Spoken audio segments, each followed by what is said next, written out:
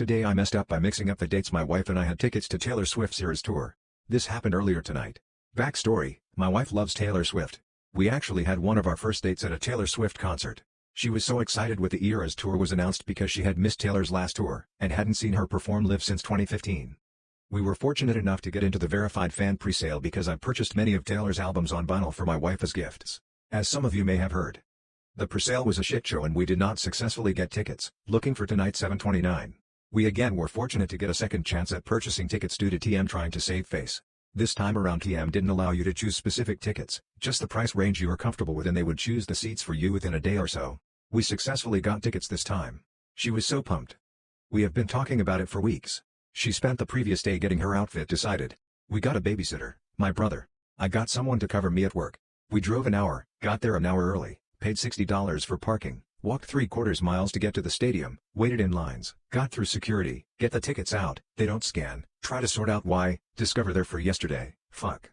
Tried talking to several staff about our predicament, my fuck up, to no avail. Of course, they're completely sold out. Only option would have been to buy $1,000/piece tickets off of the secondary market. Message DM, sorry, your fuck up. So now she won't talk to me, understandably, I'm in the doghouse. No idea how I'm ever getting out. Pray for me. Today I messed up by charging at my 7 months pregnant wife. My wife and we're expecting our first child. Girlie decided to come early, but is doing great. As the pregnancy has progressed, she had started snoring like a freight train. So to cope I had taken to either sleeping on the couch or in the bed with headphones and listening to an audiobook. Enter my first mistake. On said night I decided to sleep in the bed with her and I forgot to put in my headphones. I'm tossing and turning trying to fall asleep as I have Norfolk Southern's R-Line hauling a 150-car load of pure anthracite coal. Luckily our 1990s air conditioner that is just as nosy kicks on and I get this perfect blend of white noise. Now I'm slowly, but surely, entering the twilight zone. As I'm about to cross over to the sometimes disturbing, mostly WTF, but massively entertaining land that is my subconscious, I hear our bedroom door slowly creak open. I groggily open my eyes to see a dark shape standing in my doorway. Now I've always heard of people having a fight or flight response. I've always assumed I was a fighter and not a flighter, and boy did I learn that evening. I'll tell you, I hopped out of that bed so quick my back cracked and I felt a few years younger. I'm out of bed and I am hauling ass at this intruder. We have a baby gate. We used to keep the dog on my side of the room and I hurdle that thing like I'm set to break the 110 meters men's hurdles Olympic record. As I'm getting closer, I get ready to make a tackle that would make my HS football coach cream his khakis. As I approach the intruder I yell hey, is about as menacing as I can at 3 a.m. after having fallen asleep not 15 minutes before. Well, it apparently worked because in response I hear a very terrified, but noticeably feminine voice screaming, "It's me, it's me." I immediately realize it's my wife doing her middle of the night pee thanks to baby and I hit the brakes fast. Naturally she's in tears, I'm shook, and I'm apologizing profusely. Luckily she didn't wet herself, the floor, and made it to the toilet in time. I ended up not getting much sleep that night and the icing on the cake was the dog giving me a "you idiot" look before lying back down for the night. As penance and obviously safety reasons, I sleep on the couch every night since. Today I messed up by wearing sparkly sexy underwear to work. The morning started fairly typical. Woke up, drank coffee, had a shower and went to get dressed. And as I am digging through my drawers I remembered that I had run out of my tried and true everyday work undies yesterday and dropped a load of clothes into the washer. But never transferred them into the dryer. Of course it was too late to dry them in time for work, so I just switched them over and went to look through the not everyday, extra sexy underwear that were still in the drawer and found a set of cheeky boy short style sparkly undies that I had never worn. Why not? Might as well. I couldn't go into public without something to hold my jiggling belly in the outfit I was wearing. I'm not a skinny girl, and I've done a lot of up and down in my weight, so at my current lower weight, I have a lot of belly jiggle. My typical undergarments are high-waisted. If I wear high-waisted underwear, it prevents the jiggles. So the booty short undies would do the trick, right? Plus, cute sparkly undies, more confidence during the day, right? That's what all those women's magazines say. After putting them on, I noticed they were a bit tight in spots, especially around my butt and lady bits, but assumed they would relax. They were brand new, sometimes new underwear need to stretch. Then I got dressed and headed off to work. It was a busy day, and I work on my feet, and about 30 minutes in I start to notice a little chafing. I wanted to go to the bathroom to readjust, but I just didn't have the time. So I do my best to adjust myself and keep going until I get the chance to use the bathroom. After 4 hours of rubbing, that turned into scratching, that became what felt like a razor blade wedgie, I finally go on lunch and I limp into the bathroom and pull down my pants to find that I am so raw where the sparkles are around the edges, that I have actually started bleeding. The tight spots never stretched.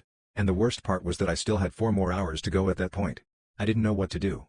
I wondered if I should cut my losses and just go commando, but my outfit was a jumpsuit and tie-on sandals and I would basically have to strip naked to remove them, and it was going to take a long time. My next thought was maybe I could put on a maxi pad as a shield, but there weren't any in the cupboard. So I finally decided to use some paper towels to line the worst spots and try to prevent more rubbing. After the rest of my workday, and finally getting home, my butt was raw, bleeding, and now had pieces of sparkly paper towel stuck in the bleeding sores. Sitting in the car to drive home was painful. The underwear went straight into the garbage, and I showered and slathered my butt in ointment and laid down the rest of the night. Today I messed up by being banned from a restaurant. This happened last night, but I was too embarrassed to write about it until now. Last night my wife ordered pickup from one of our favorite Italian restaurants. The restaurant itself isn't new, but this location is, so it is fairly busy, doubly so on Friday nights. The pickup window is located outside of the restaurant so takeout customers don't disrupt the flow of dine-in patrons. I arrived 15 minutes early and checked just in case the food was ready, which it wasn't, and decided I'd head inside and grab a beer at the bar and wait.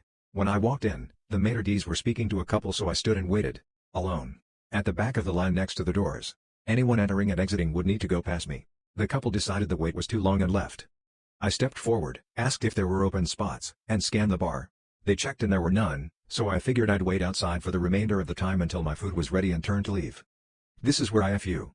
For context, I am 6 feet 1 inch, 195, and I am athletic. I tend to move quickly and decisively. So, I turned on my heel and my body moved forward quickly towards the door, which was again right next to me, potentially 5 feet away. Somewhere in the 15 seconds of me interacting with the employees, I repeat, three couples, all of whom were the same height and size, had entered the restaurant like silent assassins and were less than 1.5 feet behind me. Immediately behind me was a woman no taller than 5 foot and weighing a good 180 to 190. For whatever reason, my body's choice when moving forward and sensing an obstacle, was to eject this woman through the other two couples and out the door. Time froze, a spotlight hit us from the rafters, the music scratched and stopped, and everyone looked at me like I had just committed murder. There were audible gasps. There were looks of shock and horror. I was even more embarrassed that my normally trustworthy hearing and spider senses hadn't alerted me to the presence of 6 additional humans behind me. Feeling shameful, I immediately bent down to help, saying, "Oh my gosh, I am so sorry, are you okay?" The woman slaps my hand away and says, "Did you not see me?" Reddit, I have a confession. I always go to the funniest possible worst possible answer when I'm either in an awkward situation or feeling the pressure. And after having my hand slapped away, my brain went from apologetic to comedian in record time. My first thought was to say, "No, obviously L, that's why you're on the ground," but instead what actually happened was, I looked her up and down and noting her size said, "Clearly, I couldn't miss you, sigh." Before I finished the sentence I knew I TIFU. The manager arrived at this time, the other couples moved me to the side, her husband is now yelling at me, and me, a truly non-violent, non-aggressive, non-contact sport-playing person, looks like a disrespectful CTE-riddled linebacker. Long story short, I apologized, but the manager told me to never come back. Today I messed up by going through my wife's phone. Wife, possibly, cheated with her ex.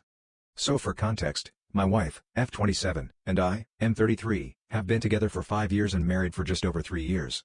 We've had some rough spots with arguments and whatnot, but who hasn't? We've never talked about divorce or anything. We had our son last year and life has been pretty good. I never suspected her of cheating or anything despite joking about her other boyfriend every now and then. She and I got new phones last weekend because she wanted a new one to take pictures on our first cruise. The cruise went well with no really arguments until the last night right before bed. So all day yesterday we didn't really talk much on the long drive home. Today, she went to her mom's house to sell some of the baby stuff. While she was doing that, I was going to get our old phones ready to ship back for the rebate on the new phones. I was still irritated, so I went through her phone. I know, it was wrong, and found messages with her ex going back to before we were married that I deem as inappropriate. Then some of the less veiled messages occurred when she was pregnant with, what I assume, is my child. I'm absolutely devastated. I don't know how to come back from this. She and my son are all I have. I don't know what to do. She knows something is wrong because I picked my son up from her and brought him home and she could see the hurt on my face. I told her that we will talk tonight, because she had a concert tonight. Also, I know that we need to talk would ruin her whole day. One of the messages was about using her 10-year reunion as a cover to hook up, which is tonight, but I really think she is actually going to the concert. I don't know what to do. I don't know if we can come back from this. I'm terrified of leaving because in my state, the woman almost always gets the child in the divorce and I don't want to lose my little best friend. I work a full-time job with overtime just to make ends meet so she can stay home with our son. I sold my old house to buy the one we're in now because she wanted it. I do everything for her and this is how she repays me? I have no one to talk to about any of this because her and my son are my world. My mom passed last year and my dad is out of the picture. I'm so hurt and lost. I don't know what I'm going to do.